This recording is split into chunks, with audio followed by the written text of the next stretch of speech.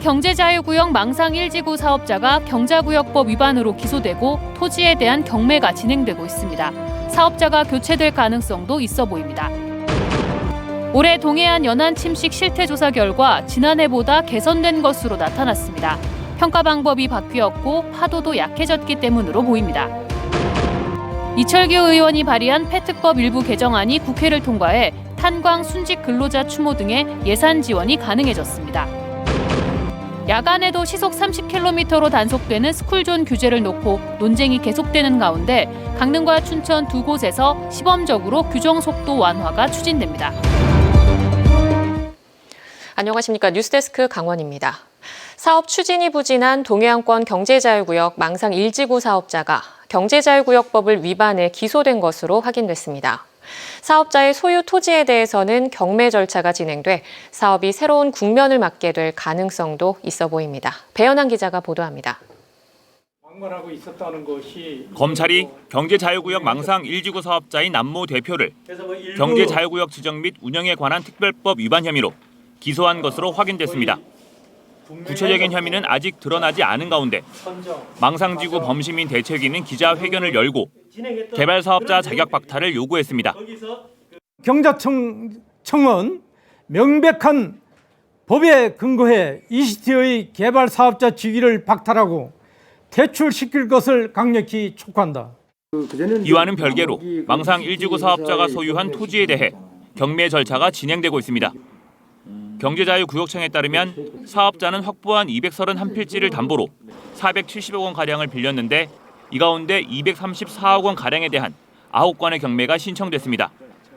망상 1지구 사업자가 확보한 토지에 대한 경매 절차가 진행되고 있어 새로운 사업자가 이를 낙찰받아 사업을 추진할 가능성이 제기되고 있습니다. 새로운 사업자가 현재 사업자와 토지 매입을 두고 협상을 진행했는데 제시한 가격 차이가 커 답보 상태를 보였습니다. 하지만 새로운 사업자가 낙찰을 통해 토지를 확보하게 되면 사업을 진행할 수 있기 때문입니다. 저희들이 원래 연말에 이제 되도록이면은 새로운 그 사업자를 교체를 하려고 했었는데 지금 이렇게 경매 진행되고 있고 이런 부분이 있기 때문에 내년도 한 5월달, 6월달 정도에는 새로운 사업자가 동해안권 경제자유구역 지정 기한이 2년 앞으로 다가온 가운데 망상 1지구 사업자가 교체될 경우에는 사업 기간이 연장될 것으로 예상됩니다. MBC 뉴스 배현환입니다. 올해 강원 동해안에 대한 연안 침식 실태 조사 결과 지난해 없던 A등급이 5곳 나왔고 지난해 40곳이 넘었던 침식 우려 지역은 9곳으로 줄었습니다. 올해 해양수산부가 마련한 다소 완화된 새 규정을 강원도가 처음 적용한 데다 동해안의 파도 에너지가 지난해보다 약해졌기 때문입니다. 김인성 기자입니다.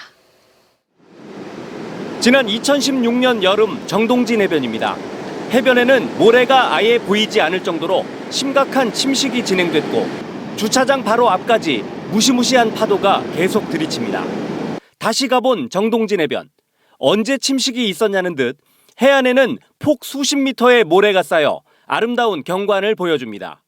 2016년 심각한 침식 이후 침식 방지 시설을 물 위와 물 속에 설치하면서 몰라보게 좋아져 정동진 해변은 지난해 C등급이었지만 올해 A등급으로 바뀌었습니다.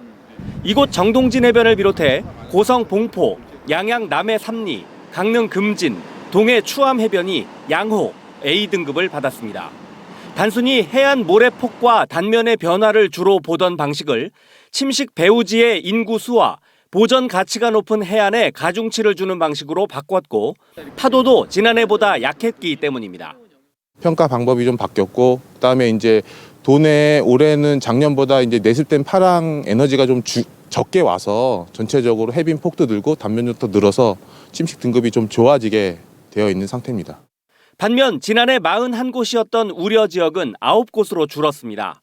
동해시를 제외한 동해안 5개 시군의 연평균 백사장 면적도 축구장 17개 규모인 12만여 제곱미터가량 늘었습니다. 평가 방식이 바뀌면서 해안 침식 등급이 대폭 개선됐지만 이곳 사천진 해수욕장을 비롯한 9곳은 여전히 심각 등급인 것으로 나타났습니다. 지난 여름 태풍으로 큰 침식이 발생했던 강릉 사근진 해변과 속초 영랑동, 등대, 청호해변. 한눈에 봐도 많은 모래가 쓸려나간 것을 확인할 수 있는 강릉 사천진 해변 등이 침식 우려 지역에 포함됐습니다. 강원도는 앞으로도 침식 모니터링과 다양한 보완 사업을 함께 추진할 계획입니다. 앞으로도 계속 지속적으로 추진하고 있고 하천을 낀 우리 항구는 별도로 용역을 추진해서 우리 강원도 내 해안 침식 방지를 위한 예방은 철저하게 추진해 나가겠습니다. 올해 해안 침식 상황이 대폭 개선됐지만 오히려 이를 장기적인 해안 침식 대비 태세 강화의 기회로 삼을 필요가 있습니다. MBC 뉴스 김인성입니다. 고성군 송지호에서 물고기 집단 폐사 현상이 발생해 고성군과 연구기관이 원인 조사에 나섰습니다. 속초 고성양양 환경운동연합에 따르면 어제 오후 고성군 송지호에서 1년생 전어 수만 마리가 죽은 채 발견돼 오늘 강원대 환경연구소 어류연구센터에서 현장을 찾아 원인 조사를 벌였습니다. 어류연구센터 측은 죽은 물고기들의 증상으로 봤을 때 전형적인 산소 부족으로 인한 폐사로 추정된다며 호수 바닥에 무산소층이 갑자기 올라온 것으로 보인다고 밝혔습니다.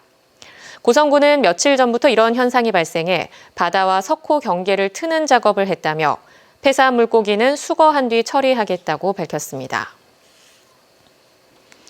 탄광 순직 근로자를 예우하는 내용을 포함한 폐특법 일부 개정 법률안이 국회를 통과해 순직자 추모 등에 대한 예산 지원이 가능해졌습니다. 국회 본회의를 통과한 폐특법 일부 개정안은 국가와 지방자치단체가 탄광 작업으로 돌아가신 분들에 대한 위령제 거행과 추모 공간 조성, 기념 사업 등에 필요한 예산을 지원할 수 있도록 명시했습니다. 법률안을 발의한 이철규 국회의원은 산업화에 기여한 탄광 순직자들의 희생을 기리고 예우하는 것은 폐광 지역의 오랜 염원이었다며 환영 입장을 밝혔습니다. 늦은 밤에 사람 한 명 없는 어린이 보호구역에서 서행하는 차량들 보셨을 겁니다. 어린이 보호구역의 시속 30km 제한 속도가 과도한 규제라는 지적이 계속되자 최근 강원도는 속도를 올리기로 했습니다. 실제 시민들의 생각은 어떨지 이송미 기자가 들어봤습니다. 춘천의 한 초등학교 앞 도로를 달리던 차량이 어린이 보호구역 앞에서 속도를 줄입니다. 이 7차선 도로는 어린이 보호구역으로 지정되면서 24시간 과속 단속이 이루어지고 있습니다. 이곳은 빠르면 이달부터 제한 속도가 50km로 완화됩니다. 제한 속도가 올라가는 구역은 강릉과 춘천의 어린이 보호구역 2곳. 낮 시간대는 30km로 달리다가 밤에는 50km로 기준이 올라갑니다. 교통사고도 연령대별로 뭐 이렇게 다 다양하게 해가지고 전후를 비교를 해야 되는 거죠. 안전과 편의를 동시에 다 만족하는 걸로 기준으로 삼고. 운전자들에 대한 과도한 단속이라는 지적에 내린 결정인데 실제 시민들의 생각은 어떨까? 통학생들의 안전을 우려해 30km 제한 속도를 유지하자는 목소리가 적지 않습니다. 키가 조그마니까 잘 보이지가 않아. 어른들도 막 팍팍 다치는데. 웬만하면 좀 일관되게 통일적으로 하면 안 헷갈리고 좋을 텐데 하다가 중간에 바뀌는 거라 걱정되는 부분도 있죠. 지난 2020년 민식이법이 시행되고 처벌은 더 세지고 제한속도 규정은 더 엄격해졌습니다. 하지만 실제 강원도 어린이 보호구역에서 발생한 교통사고 현황을 보면 전체 사고 건수는 평균 30건 내외로 크게 달라진 게 없습니다. 반면 단속을 위한 제도가 아니냐는 지적도 여전합니다. 등기 안 할 때에는 거기 몇 대 이거 사람 얼마나 가나. 그걸 30km 규정을 하니까 그 30km 맞춰가야 되잖아. 45km가 넘으면 56,000원이 나오는데 그게 2번 걸리면 엄청 큰 돈이죠.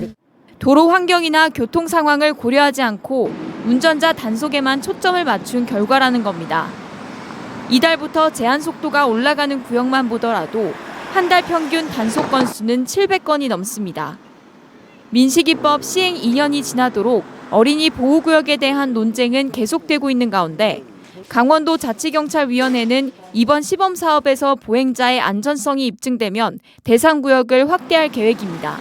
MBC 뉴스 이송미입니다.